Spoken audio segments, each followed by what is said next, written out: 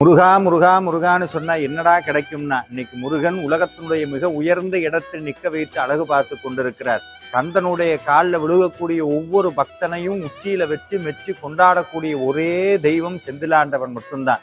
பூர்ஜ் கலிஃபால உலகத்தில் எந்த உயரமான இடத்தை நினைத்து பார்த்தாலும் முருகனோடு கருணையோடு ஒப்பிடும்போது அது கல்லை விட சிறிதாக தெரியுது.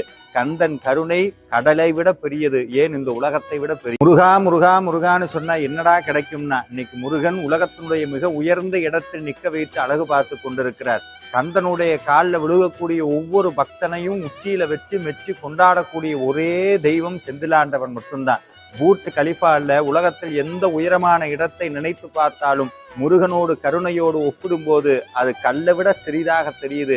கந்தன் கருணை கடலை விட பெரியது, ஏன் இந்த உலகத்தை விட பெரிய. முருகா முருகா முருகான்னு சொன்னா என்னடா கிடைக்கும்னா, இன்னைக்கு முருகன் உலகத்தினுடைய மிக உயர்ந்த இடத்தில் நிக்க வைத்து அழகு பார்த்து கொண்டிருக்கிறார். கந்தனுடைய காலில் விழுகக்கூடிய ஒவ்வொரு பக்தனையும் உச்சியில வச்சு மெச்சு கொண்டாடக்கூடிய ஒரே தெய்வம் செந்திலாண்டவன் மட்டும்தான். பூர்ஜ் கலிஃபால உலகத்தில் எந்த உயரமான இடத்தை நினைத்து பார்த்தாலும் முருகனோடு கருணையோடு ஒப்பிடும்போது அது கல்லை விட சிறிதாக தெரியுது.